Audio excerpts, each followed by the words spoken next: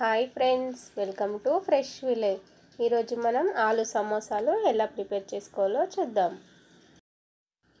ఒక బౌల్ తీసుకొని 2 cups of maida, 2 spoons Dalda, 1 spoon salt వేసుకొని ఒకసారి ఇలా కలుపుకోవాలి. ఇప్పుడు వాటర్ పోస్తూ చపాతీ పిండిలాగా కలుపుకోవాలి. 1 స్పూన్ ఓమా తీసుకొని చేతులతో ఇలా క్రష్ చేసుకొని వేసుకోవాలి. ఇదంతా చపాతీ పిండిలాగా కలిపి పక్కన పెట్టుకోవాలి. ఆలుని ఉడకబెట్టుకొని ఇలా స్మాష్ చేసుకొని పక్కన పెట్టుకోవాలి. స్టవ్ ఆన్ చేసుకొని ఒక ప్యాన్ పెట్టుకొని 3 స్పూన్స్ ఆఫ్ ఆయిల్ యాడ్ చేసుకోవాలి. ఆయిల్ వేడైన తర్వాత 1 స్పూన్ ఆవాలు, 1 స్పూన్ జీరా, కట్ చేసిన పచ్చిమిర్చి, ఆనియన్స్ వేసుకొని ఒకసారి ఇలా కలుపుకోవాలి. ఇప్పుడు కరివేపాకు, 1 స్పూన్ అల్లం వెల్లుల్లి పేస్ట్, 1/2 స్పూన్ పసుపు ఒకసారి కలుపుకోవాలి. 1/2 స్పూన్ కారం, 1.5 స్పూన్ సాల్ట్ వేసుకొని ఒకసారి కలుపుకోవాలి. 1 spoon garam masala, 1 spoon pepper powder, 1/2 spoon ధనియా పౌడర్, 1/2 స్పూన్ గరం మసాలా, ఉడకబెట్టి స్మాష్ చేసుకున్న ఆలుని వేసుకొని ఒకసారి ఇలా మిక్స్ చేసుకోవాలి. ఒక 2 మినిట్స్ ఫ్రై అయిన తర్వాత కొత్తిమీర యాడ్ చేసుకొని స్టవ్ ఆఫ్ చేసి పక్కన పెట్టుకోవాలి.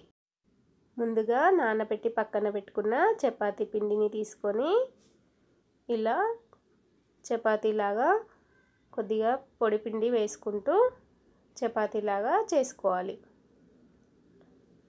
ఇలా పొడువుగా ఒక చపాతీలో 2 సమోసాలు వచ్చేటట్టు చేసుకోవాలి. ఇలా చేసుకున్న తర్వాత మధ్యలోకి కట్ చేసుకోవాలి.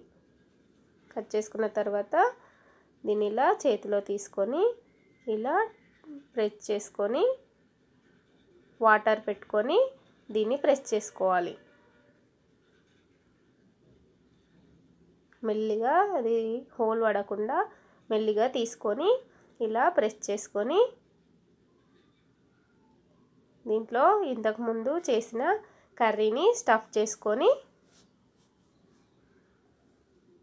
మళ్ళీ దీన్ని ఇలా వాటర్ని అప్లై చేస్తూ కార్నర్స్కి ఇలా వాటర్ని అప్లై చేస్తూ ప్రెస్ చేసుకొని కర్రీ బయటకి రాకుండా ఇలా ఫోల్డ్ చేసుకోవాలి. ఇలా మొత్తం ప్రెస్ చేసుకున్న తర్వాత పక్కన పెట్టుకోవాలి.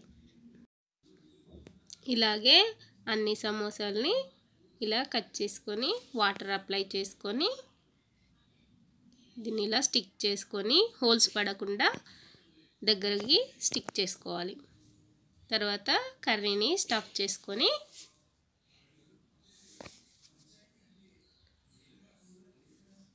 సైడ్స్కి వాటర్ని అప్లై చేసుకొని ఇలా కొద్దిగా ఫోల్డ్ చేసుకొని ఇదంతా ప్రెస్ చేసుకోవాలి. కర్రీ అనేది బయటకి రాకుండా ఇదంతా ఇలా బాగా స్టిక్ చేసుకోవాలి.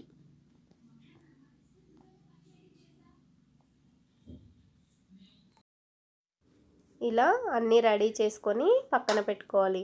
ఇప్పుడు స్టవ్ ఆన్ చేసుకొని ఒక ప్యాన్ పెట్టుకొని డీప్ ఫ్రైకి సరిపడా ఆయిల్ని వేడి చేసుకోవాలి. మీడియం ఫ్లేమ్లో పెట్టుకొని ఈ సమోసాలని డీప్ ఫ్రై చేసుకోవాలి. హై ఫ్లేమ్లో పెడితే లోపల ఉన్న కర్రీ ఉడకదు, టేస్ట్ బాగుండదు. ఇలా మీడియం ఫ్లేమ్లో పెట్టుకుంటూ అన్నీ ఇలాగే ఫ్రై చేసుకోవాలి.